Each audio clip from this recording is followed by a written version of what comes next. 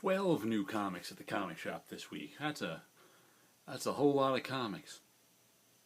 So we'll start off showing you. We got the latest issue of Savage Dragon, number 197. We're counting up to 200. As we left off, Malcolm Dragon got turned into some sort of monster. There he is, a monster. It's interesting that Erik Larsen has been tweeting that he's drawing these differently. He's drawing them larger, the original art pages, than he used to. So the work actually shrinks down and looks tighter than it used to. It's an interesting change for him. Savage Dragon is a fun superhero book. Give it a try. Next we have The Life After, which seems to be bent in the middle a little bit now that I see it. I really got to look a little closer. What the heck is that? Paid for a bent comic? That'll teach me not to pay attention. This was an interesting book. I liked the first issue. Guy wakes up. I think he's in a sort of afterlife for people who committed suicide. That's Ernest Hemingway hanging out with them, and I guess they're having a little adventure to try and figure out what's going on. This isn't the first life after committing suicide story I've read, but it was a good first issue. We'll see if the second issue is any good. We have Manifest Destiny number 9. Ah, nice Death's Head butterfly sort of cover. All these issues have been pretty good. Nice artwork. Story of Lewis and Clark exploring the frontier and finding monsters. So it's historical horror, science fiction. Good book. I enjoy it. Give it a read. It's Broadcast, number 4 of 7. That's a pretty nice cover. Nice face, and I guess that's his, he's a magician there trying to do a magic trick. But this has been a good miniseries by Archaia.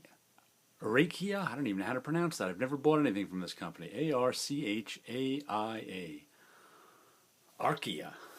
You got me. Someone will have to tell me how to pronounce that company's name. But they made a nice comic here. It's got good artwork.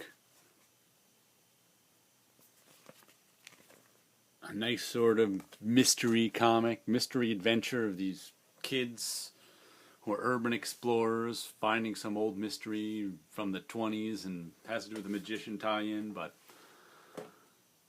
I enjoy this story. It's one I had never heard of until I picked up the first issue, and I've been buying it ever since. Dark Horse Presents is back with a new issue 1 and a new format. 56 pages for $4.99. It used to be 80 pages for $7.99. So I guess they just wanted something.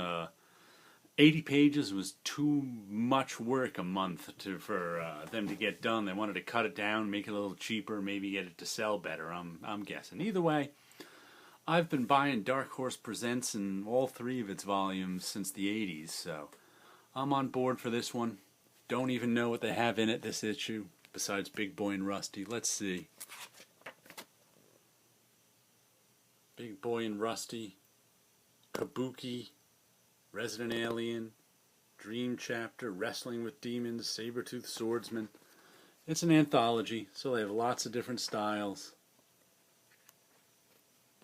Lots of different stories. I'm a fan of anthologies. Not everybody is. But I'm going to keep buying it. Hunter's Harbinger number 2. Been enjoying Harbinger, and I've been enjoying Armor Hunters. Let's see, I think there was actually 2 Harbingers miniseries going on right now. If I remember right, this is the one that takes place with some of them in Mexico City trying to clean up after a massive explosion. Either that or it's the other one. I can't remember. But either way, I enjoy this book. I think Jonathan Dysart writes all the Harbinger stuff with a rotating series of artists who are all pretty good. Nobody really stands out. It's kind of, your standard mainstream illustrative art. But it's a good book, good read. I'll keep on with this one. The Divine, number 3. I'm really enjoying this series. It's nicely done. Some pretty pictures inside. Matter of fact, I had a bit of a weird decision to make because there's alternate covers to this that are 1-to-1, so you can get any cover you want. But it's like the first 2 covers I got were these large headshots. And so I picked the 3rd issue, I got this large headshot. But there was a really nice second alternate cover to this that I was like, wow, I kind of want the headshot to go along with the other ones, but I really liked the full figure cover too. Maybe I'll pick it up some slow week, but until then, I'll stick with all the headshots. They look cool all lined up in a row. Wicked and the Divine, nice series about gods who come back to Earth every 100 years and get to live for 2 years and then die again. And here they are in the modern world. With Warren Ellis and Jason Howard's Trees, number 4. So far, this book has not been about aliens at all. It's kind of been about human beings and how they react to an alien presence among us. And the alien presence isn't even people, it's just these giant weird columns that nobody has no idea where they came from. But instead of being some sort of giant real politics story, it's about how individual people so far are coping with this brave new world that they've had thrust upon them. Interesting story. I've enjoyed it. Can't wait to read issue 4. Supreme Blue Rose issue 2. So far, this doesn't have a lot to do with the original Supreme series from Rob Liefeld, Alan Moore, Eric Larson, or whoever else happened to be doing it at the time. This series is about this woman, a journalist who's investigating something to do with the Supreme world for some super rich guy. The art is nice, but they do this weird thing. I wonder if they're still doing it. See, it's got all those like blue crayon marks over it. Seemed to be less of it. There was a lot of it. There we go. There was a lot of it the first issue. I think that's to. I'm not quite sure why they're doing it. It looks like she did the drawings and then drew with blue crayon over them. I'm pretty sure it's computer, not crayon. But it kind of gives a strange, dreamlike, disjointed view of the world in Supreme Blue Rose. And I think it's because the lead character can't afford all her medicine she needs. So I think it's giving us a strange, distorted view of the world. And I like it. We'll see where her investigation leads us in issue 2. Stray Bullets Killers, issue 6. I can always count on Stray Bullets. It's always good. If you like crime stories, you'll like Stray Bullets because it's fun. There's a lot of done-in-one stories. There's a lot of 3 or 4 part stories, but it's always about some poor sap getting caught up in the world of crime and always getting more than he or she asks for. If you're not buying Stray Bullets, you should. I don't know why you're not buying it. It's one of the best comics around. Little Nemo in Slumberland, number 1. I'm a big fan of the Winsor McCay Little Nemo in Slumberland, which made me actually not the least bit interested in this one, because how are you going to top Winsor McCay doing Little Nemo in Slumberland?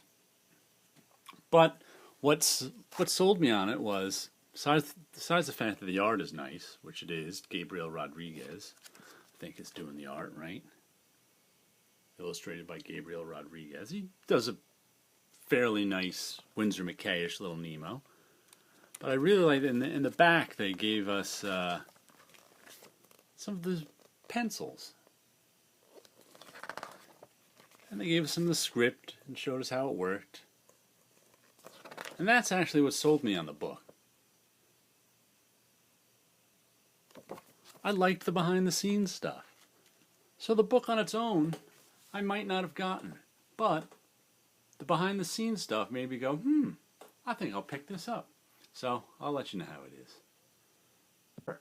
But it's Brubaker and Phillips, so I'm on board. I'm on board with whatever they do. Whenever this one ends, I'm on board with the next one. So They did such a good job with Fatale. It's probably my favorite thing they've done, and I've liked almost all their stuff. So I can't wait to read the Fade Out, see what they got for us next here. And if you're a fan of comics, pick up some Brubaker and Sean Phillips comics because they make good ones.